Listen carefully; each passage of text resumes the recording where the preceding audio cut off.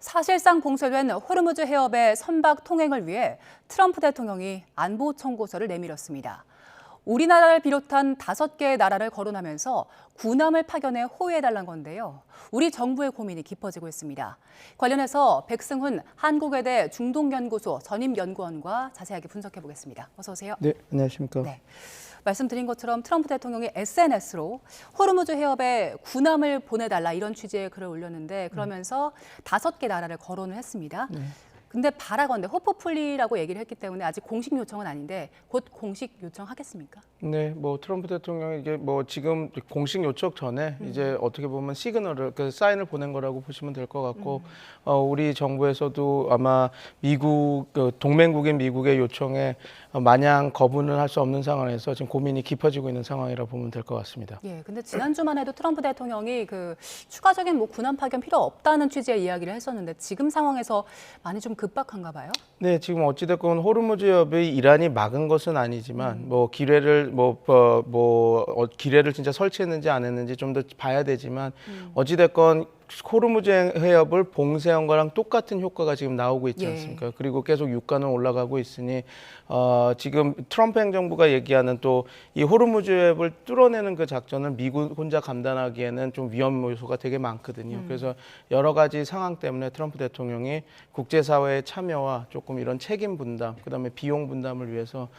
지금 이런 요청을 하고 있는 것으로 보시면 될 것 같습니다. 네, 일단 그 요청을 받은 나라들 입장에서 보면 이 지역이 현재 아주 위험한 지역이기도 하고요. 전쟁 명분 자체가 명확하지 않기 때문에 들어가기가 좀 어려울 것 같거든요. 일단 우리나라 입장에서는 그 트럼프 일기 때 파견을 한 적이 있긴 했는데 그때와는 상황이 많이 다르죠? 2020년 청해부대를 파견을 해서 후송을 하는 역할을 했는데요. 그때는 전쟁이라고 하는 것이 상당히 어떻게 보면 제한되었었고 그다음에 그때는 그 관리가 되고 있었던 시점이었습니다. 근데 지금은 전쟁이 지금 미국 입장에서는 이란의 영린이라고 할 수 있는 하르그 섬을 공격할 수도 있다. 그리고 하르그 섬에 대한 그 상륙 작전을 할 수 있는 30일 해병 원정대대를 지금 급파한 상황이거든요. 그래서 지금 상황은 언제든지 더 그 긴장의 고조가 극대로 치달을 수 있는 상황이기 때문에 그때 말씀하신 2020년 청해부대 그 파병보다는 지금 상황이 안 좋은 상황이다. 그렇게 보시면 또 위협스러운 상황이다라고 보시면 될 것 같습니다. 예. 일단 파견을 만약에 하는 결정을 내린다면 어느 정도의 파병, 어느 정도의 병력을 예상해 볼 수 있겠습니까? 2003년도에 우리가 그 이라크 전쟁, 그러니까 테러와의 전쟁하고 나서 그때 당시 노무현 대통령이었죠. 그러니까 그 당선 전에는 절대 그런 파병 없다라고 말씀하시다가 어쩔 수 없이 미국의 강력한 요청에서 파병한 적이 있었죠. 근데 그때 저희가 파병한 부대의 성격은 전투 병력은 아니고 국가 재건이었습니다. 그래서 뭐 공병대라든지 아니면 후방 지원 부대들이 이렇게 파견이 돼서 치안을 담당하고 그다음에 여러 가지 뭐 병원이라든지 그런 것들 역할을 했었는데 지금 아마 트럼프 대통령은 일정 부분 좀 전투 병력이 필요할 겁니다. 왜냐하면 호송이라고 하는 것이 전투를 임하는 게 아니라 보호 임무이긴 하지만 그 보호하기 위해서는 군사적 무기들이 어느 정도 갖춘 그런 그 함선들이 필요할 거거든요. 그래서 이것을 이란이 어떻게 받아들일지를 잘 모르겠습니다. 이란 입장에서는 우리가 아무리 그 보호를 목적으로 우리의 이지스함을 보낸다라고 하지만 어찌됐건 공격도 가능한 함선이 들어가는 거기 때문에요. 그래서 우리 지금 정부가 정말 어떻게 보면 지금 양측에 이게 중간에 껴있는 상황입니다. 우리의 동맹국인 핵심 동맹국인 미국의 요청을 우리가 거절할 수 없는 상황. 그러나 이란이라고 하는 나라가 규모도 그렇고 그 영내에서 차지하는 위상도 그렇고 지금은 경제 제재를 받고 있지만 그 경제 제재가 조금 나아지면 우리의 그러니까 어떻게 보면 중추적인 중동내 파트너가 될 국가거든요. 그러니까 우리나라 입장에서는 정말 모르겠습니다. 과거에 우리가 외교하면 서희의 단판 외교 이런 얘기를 많이 하는데 좀 그런 지혜를 좀 짜내야 되는 지금 아주 중요한 상황이다.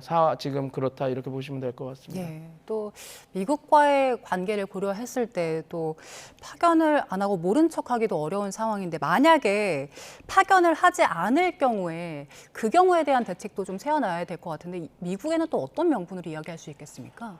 지금 어떻게 되면 일본 지금 다행인 것은 지금 파견을 요청받은 5개 국가가 다 어느 정도 지금 난색을 표하고 예. 있는 상황이거든요. 그래서 일본 같은 경우는 이 전쟁의 목적을 조금 우리 참여의 목적을 좀 명확히 해달라 이렇게 얘기를 하고 있고 하니 이럴 때는 조금 나서는 것보다 조금 그 주변국들의 이런 것들을 보고 어떤 서사들을 만들고 담론을 얘기하는지를 보고 이야기를 하는 게 좋지 않을까 싶습니다. 근데 또 반대로 이런 전략도 짜볼 수도 있겠죠. 왜냐하면 지금 모든 다른 국가들이 조금 뭐랄까요 주저하는 이 상황에서 미국을 확실히 당긴다고 생각한다면 조금 더 주도권을 갖고 이니셔티브를 갖고 이야기를 할 수도 있을 것 같은 그런 것도 있는데 지금 상황에서는 지금 어떻게 나서는 것보다는 조금 주변 5개국 그게 어떻게 보면 우리가 이용할 수 있는 지렛대라고 할 수 있으니까요. 5개국이 어떻게 나서는지 한번 보고 특히 프랑스 같은 경우는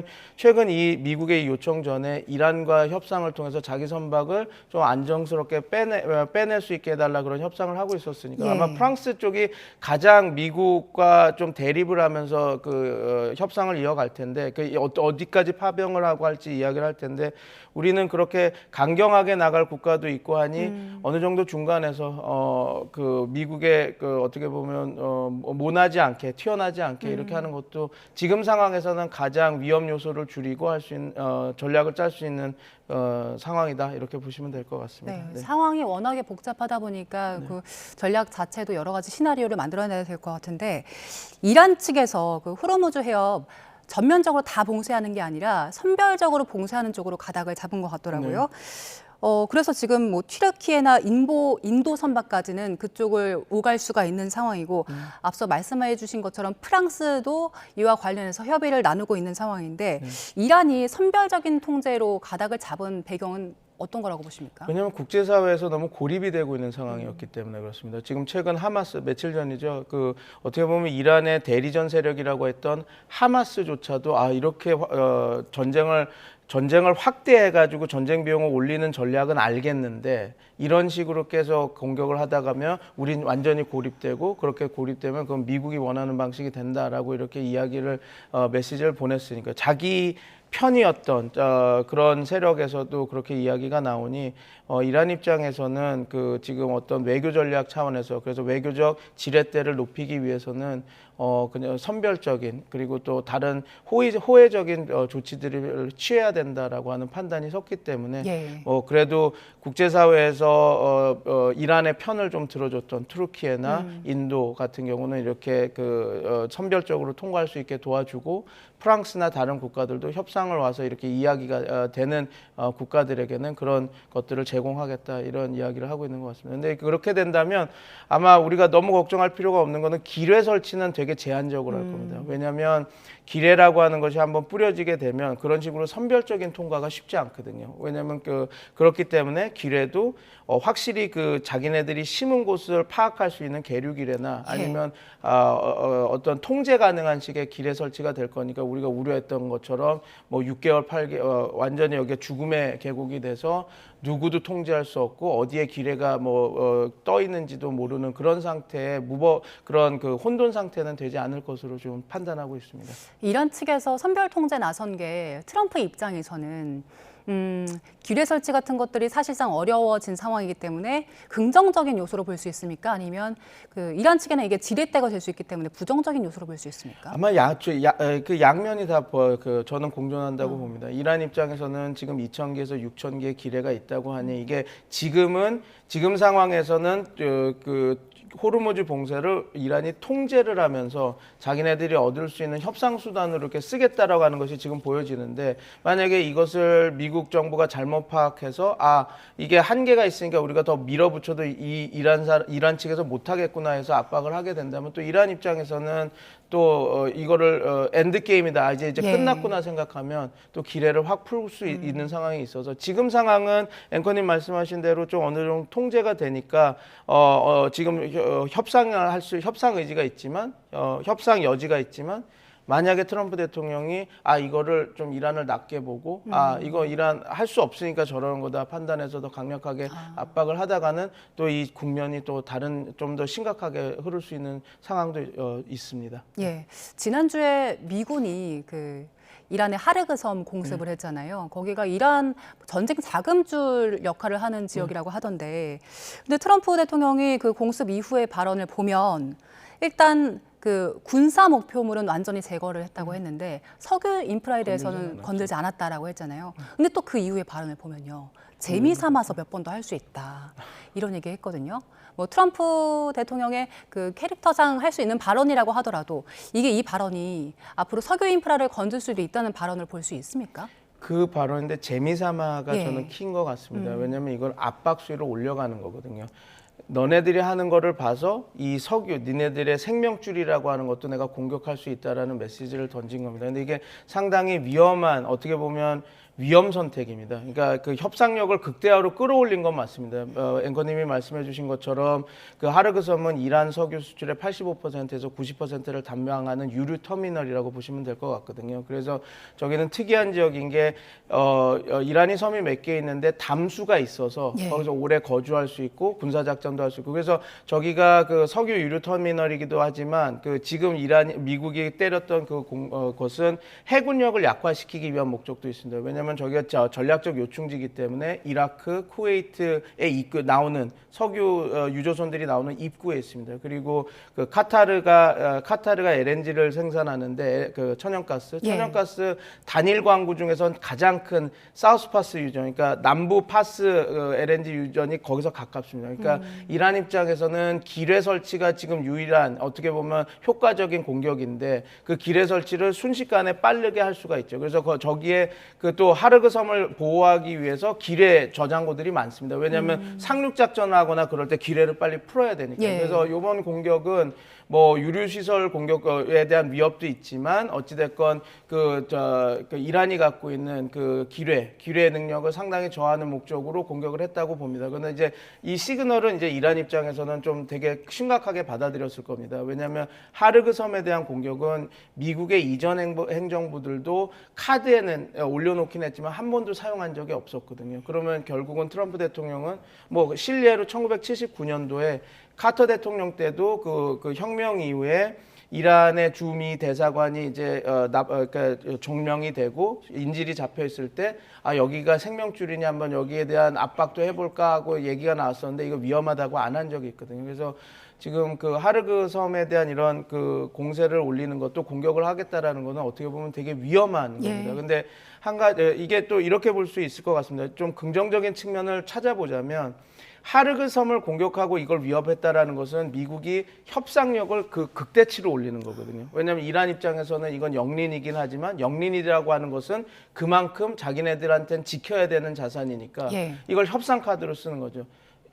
하르그 섬에 대한 공격을 하지 않겠다. 그리고 점령하지 않겠다. 근데 너네들이 협상에 임하지 않으면 이것도 될 수 있다. 재미삼아 더 때릴 수 있다. 그리고 지금 모두에 말씀드린 것처럼 30일 해병 원정대대가 가 있는데 거기는 수송, 그다음에 보급, 그리고 지휘 통제부 다 어떻게 보면 소규모 주둔군 역할을 할 수 있는, 그리고 종합 작전을 할 수 있는 부대거든요. 근데 여기가 다행히 그냥 단순히 상륙 작전을만 하는 것이 아니라 후송, 그다음에 보호 이런 작전도 하는 부대이기 때문에 조금 어떤 목적으로 보내는지는 봐야 되겠지만 2,500에서 3,000명의 해병대 상륙 작전을 할 수 있는 부대들도 있습니다. 그러니까 지금 걱정되는 부분은 트럼프 대통령이 진짜 이것을 하려고 보내는지 아니면 이란 측에게 이거 우리가 이 하르그 섬을 점령할 수도 있다라고 하는 시그널을 보내는 건지는 이게 아마 둘 다 할 겁니다. 근데 뭐 좋은 쪽으로 호혜적으로 해석해 보자면 그냥